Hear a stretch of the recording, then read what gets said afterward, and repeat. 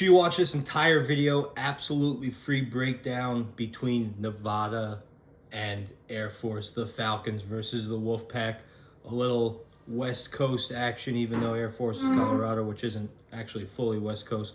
Let's dig right into it, but before we do that, a couple shout outs on a crazy winning game last night. Sitting at 1-1 on the week now. We gave the Blue Jays last night, and they won 18-11. This is crazy. There should not be 29 runs being scored in baseball games. But anyway, I digress. Shout out D Nice, LG, Justin Frederick, Stan the Man Entertainment. I appreciate you guys coming to the page. Let's pick it up a little bit. Let's get those comments up. There's a lot of you guys I miss. Jacob Carapino, where are you? Where is Jay Lynn? I haven't seen you in a while, but I know you said you were going to get busy with med school. KJ Philly 5-teamer, where have you been? I haven't seen you in ages. Anyway, neither here nor there. Let's dig right into this game. So I was on the Clutch Picks podcast last night. They invited me on, and I actually broke down this game, but I was on about 2 hours sleep.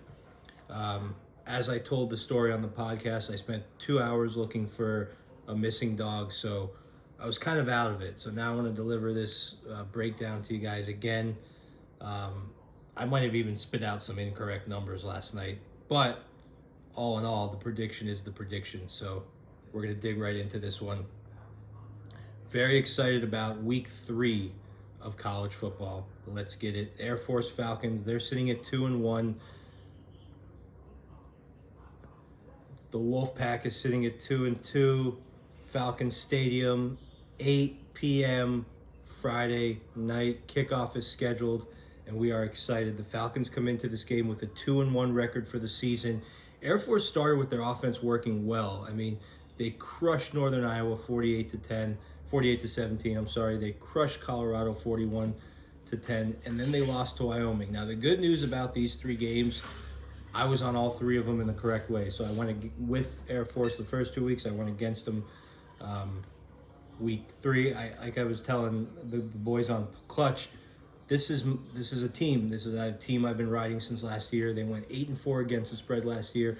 I played them 10 times. I went 8-2 with them against the spread last year. So they made me money, and why not stick with that? This is just a team that the odds makers overlook. Well, the odds makers weren't overlooking them this week. They're 24-point favorites. So we got to look into that. Now, Wyoming was a difficult game, but we expected it to be a difficult game. They ended the game weak on passing, only 100 passing yards, 7 out of 14. Now, Haaziq Daniels didn't throw any interceptions, and he averaged 7.2 yards per game. They carried the ball on the ground, 171 yards on 40 carries, 272 total yards of offense. This is a team that puts up 450, 460, 470, and that's what they need to do to defeat Nevada properly. The Falcons averaging 468 yards per game, 42nd in the nation. During the season, they've completed 218 passing yards per game.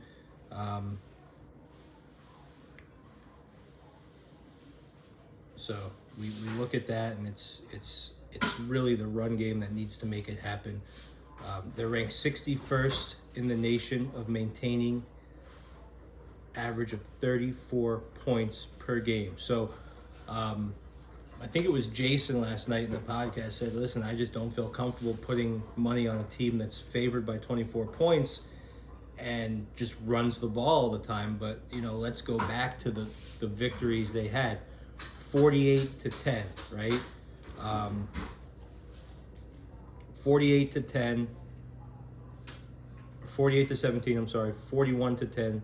Those are both over 30-point margins. Now, yes, their last game wasn't good, but this team has put up a total of 104 points, and they've only given up 44 in 3 games. So they're proving that they are capable of covering a 24-point spread with that run game that they have. So I'm not really worried about that, and I'll get a little bit more into that in a second.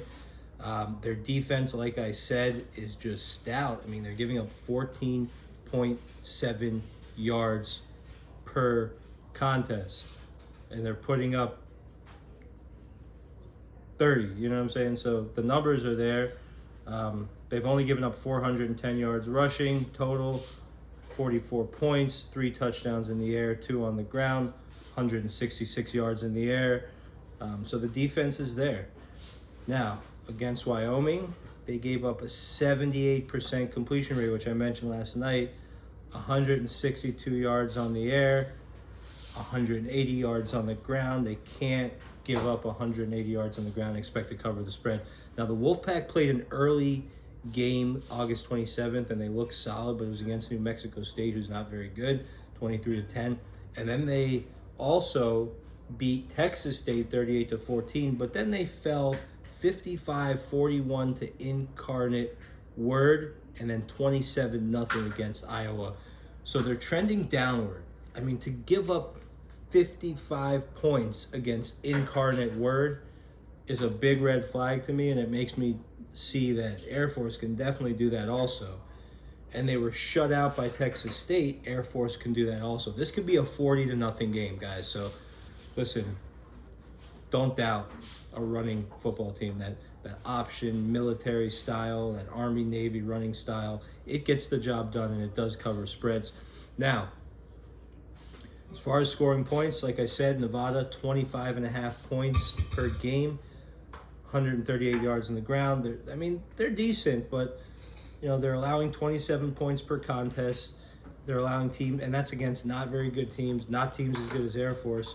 They're allowing teams to run for an average of 3.6 yards per carry, but they've given up 114 total yards of rushing per game average.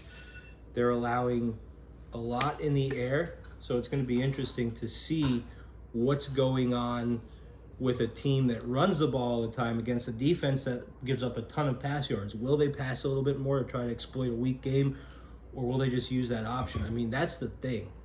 They're so bad against the pass already. It seems like, to me, Air Force can go both ways. I just see Air Force covering this thing up and down. They're 6-1 in their last 7 games against the spread, 5-2 in their last 7 home games against the spread, 4-1 against the spread on Fridays, which means they're comfortable. A lot of teams aren't comfortable playing Fridays. It's too early for them. They don't have enough prep. Air Force is comfortable playing Fridays. We believe that this is going to be a bounce-back game for them. We're buying the hook. Buy the hook, buy the hook, buy the hook. 24 down to 23.5. Lock it and clock it. And guys, subscribe to this page. Hit that like button. Leave a comment. Our comments are low. We got to get them back up. They got back up last week, then they went back down. I love you guys. I will see you, I think, today for another college football breakdown. Stay tuned.